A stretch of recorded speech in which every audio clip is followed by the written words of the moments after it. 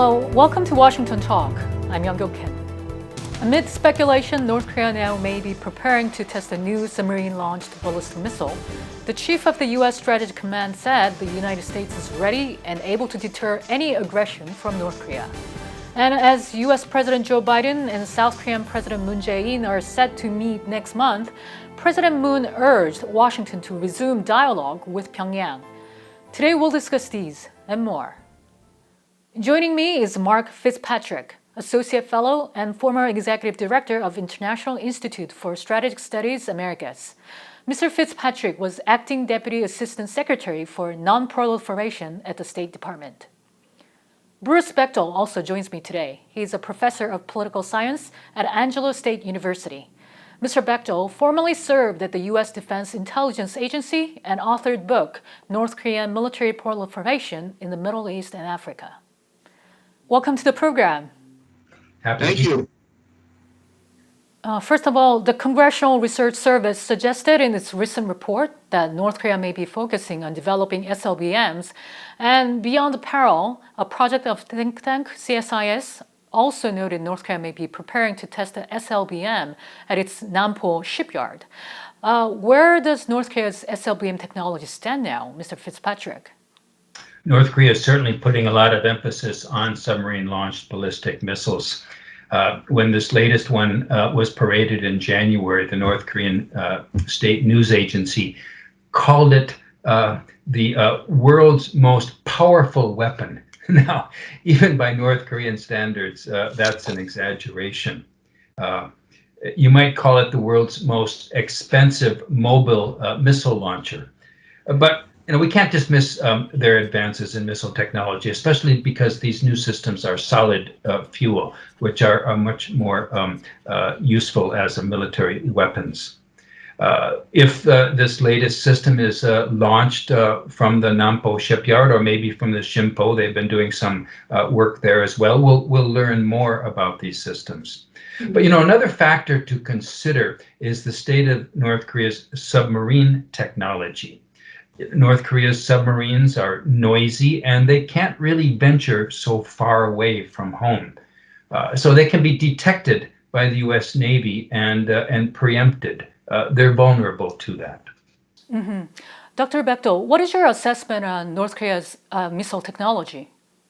The capabilities that an SLBM would need to threaten U.S. territory are dwell time underwater sufficient to get close enough to launch an MRBM, which is what they carry, cold launch underwater capability, which is the missile shooting out of the submarine from underwater, and then you hear like an explosion, and it takes off, right? That's another capability they would need.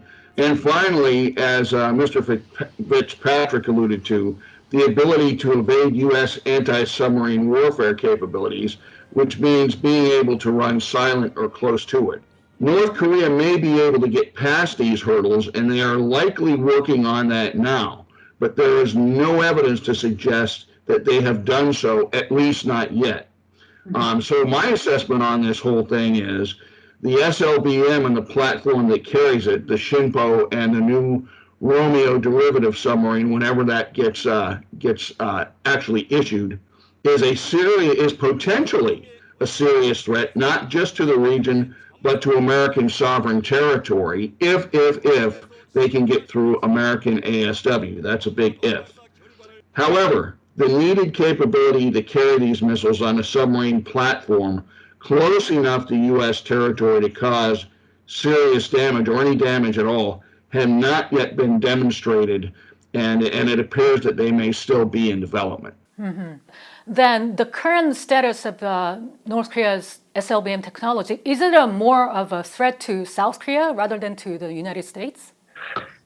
North Korea is developing a missile that maybe could fly 3,000 kilometers. So that cannot hit the continental United States from anywhere near North Korea. It could hit Guam possibly. So it could be targeted at Guam. But I think you could say that it is a threat to South Korea because submarines can go all the way around the peninsula, and South Korea's missile defenses are pointed in one direction, so it'll evade South Korea's missile defenses. Mm-hmm. And Dr. Bechtol, amid these reports about North Korea's missile capabilities, the chief of the U.S. Strategic Command, Admiral Charles Richards, said he's fully confident that the U.S. is prepared for whatever North Korea might decide to do. What do you make of his statement? Well, I read that statement, and it was quite interesting. I would tend to agree with that. I think our ballistic missile defense, at least for what we're facing now, is fully capable of knocking those things out of the sky, because they would generally just send one at a time over. If the North Koreans ever came up with MIRV technology, that would be more of a challenge. There's no evidence to indicate that they've done so yet, so I would agree with them as of now. The only real credible threat right now that the North Koreans could do, and they could do this at any time, is they could put a primitive nuclear weapon on some nondescript trawler, change flags on it several times, and sail it into Tokyo Bay or Long Beach or Norfolk, and it would be very hard for us to track that.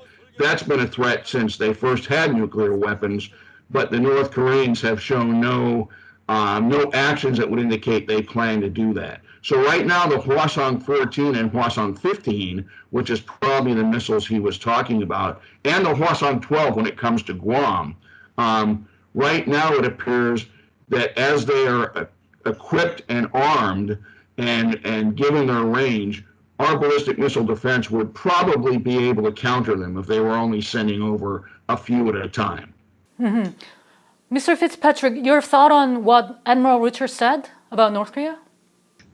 North Korea certainly has demonstrated some formidable capabilities. It surprised me. I think it surprised the world back in November 2017, when on its first try it successfully test launched the Hwasong-15, which on a lofted trajectory flew 4,500 kilometers altitude, which on a standard trajectory would be 12,000 kilometers.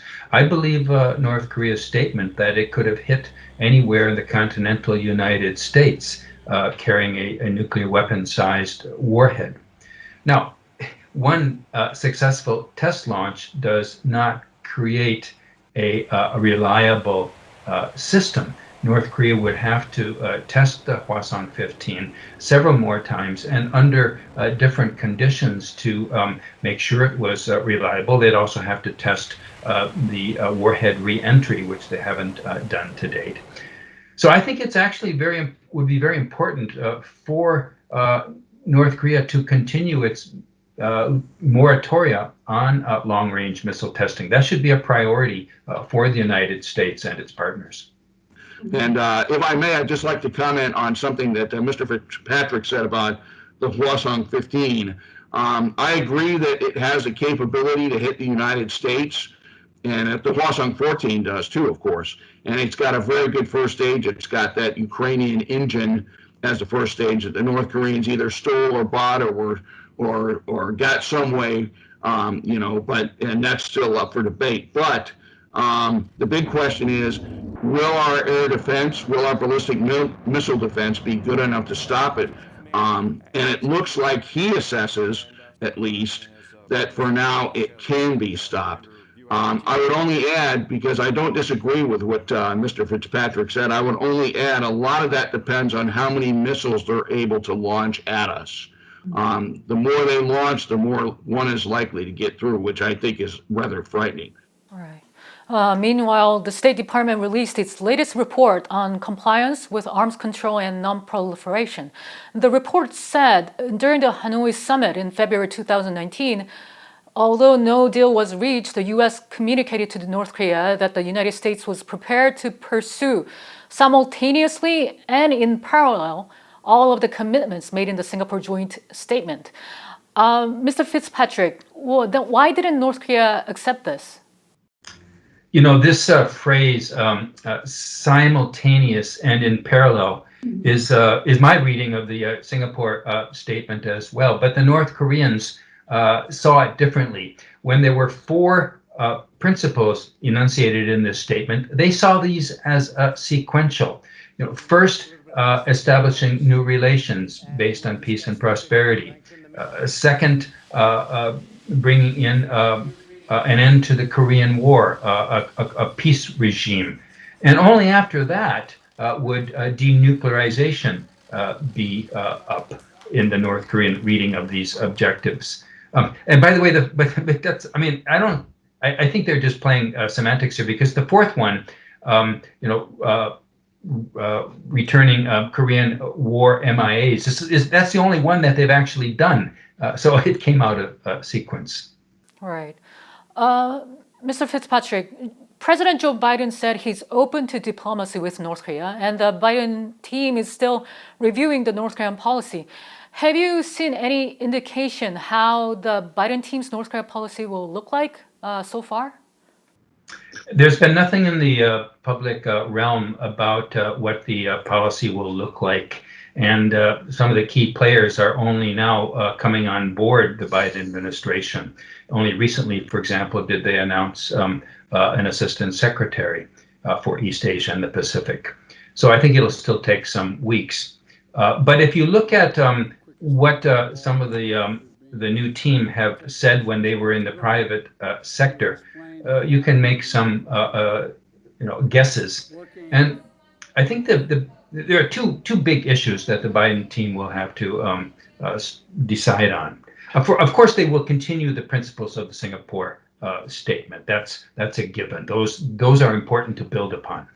But one question is whether to go for all or nothing, or whether to seek some shorter, maybe more achievable steps while keeping the goal of denuclearization. And I suspect that Dr. Bechtol might disagree with me on this, but I think that there are some achievable goals that would be in the U.S. interest, such as continuing the moratorium on long-range missile testing. Decommissioning Yongbyon would be good. Wouldn't end the North Korean nuclear program, but that's been a significant part of the program. And it would take away North Korea's ability to produce more thermonuclear weapons. So I think there are some. So this is the big question: do you try to get some shorter steps short of denuclearization? And the second one is, how much do you give for it? There are many sanctions that can be lifted. There's a whole range of them, and I think the Biden team will probably look for some degree of exchange. In exchange for Yongbyon decommissioning, some UN sanctions that allow for South North Korea economic cooperation might be possible. If North Korea were to also shut down the other uranium enrichment facilities, then more sanctions could be offered. More sanctions lifted. All right. Dr. Bechtol, what's your thought on what Mr. Fitzpatrick said? Well, I agree with a lot of what he said. I do think that it's important to keep the sanctions on as much as possible. I also think there's been a lot of pundits at think tanks and other places, although, as he said, we haven't heard anything officially from the Biden folks. But there have been a lot of folks who have been saying we should ease sanctions on the North Koreans. I do think we should abide by the principles of the 2018 agreement. I don't think we should ease sanctions until the North Koreans have shown a real fair move that's transparent. In other words, for example, if they're going to dismantle Yongbyon, that should be under United States and or ROC inspectors, probably both, perhaps UN inspectors when they dismantle it, not just telling us they're going to do it. As you may recall, during the Bush administration, they were supposedly dismantling Yongbyon, and it wasn't even close to being dismantled. So I think that transparency is going to be very important. I think we need to look at their HEU program as well. But I think that if we are going to go the incremental route, which I think is a less optimum route, that most definitely the first step should be taken by North Korea. The United States is not operating an illicit plutonium reactor. North Korea is. They need to dismantle their nuclear facilities. They need to take other steps as well, such as stopping their proliferation to other rogue states such as Iran and Syria. There's a lot of steps they can take, but I would be very careful if I was the Biden administration in easing sanctions, because that's something that has kept the North Koreans at bay, at least for now. South Korean President Moon Jae-in, who is expected to visit Washington, D.C. next month, recently, in an interview with the New York Times, he urged Washington to resume dialogue with Pyongyang and said it is important for Washington and Pyongyang to work out a mutually trusted roadmap. What kind of roadmap can the Biden team pursue? I think that the big issue between us and our loyal allies, the South Koreans, is going to be how that roadmap deals with sanctions. Because the South Koreans right now are pressuring us, the U.S., to ease sanctions on such things as the Kaesong Industrial Complex and Kumgangsan. The United States has been, at least so far, very firm about saying their recommendation to the UN will be no. They don't believe that should be part of what sanctions get eased. And to be frank, just talking about those two facilities, but many other things as well. Kaesong Industrial Complex, for example, is nothing more than a cash cow for Kim Jong-un's slush fund. Most of that money does not go to the workers. It does not help North Koreans. It goes for the elite and for the military. So one would hope that we can reach a consensus with the South on that. But for the past 4 years, certainly, Moon Jae-in's administration has been urging us to ease sanctions, which of course we have not done. Mr. Fitzpatrick, what was your major takeaway from what President Moon Jae-in said in the interview? Well, obviously, the United States needs to engage in dialogue with North Korea. So there's no dispute about that. But it takes two to tango. And, North Korea has not shown any interest in dialogue with the United States and either administration for the last couple of years. After the failed Hanoi summit, they just wouldn't talk to the United States. There was one working group meeting in Stockholm. The North Koreans came prepared to blow it up, and they did. They wouldn't respond to all the many times that the capable U.S. Negotiator, Steve Biegun, tried to engage with them. So I wish that South Korea would be able to persuade the North.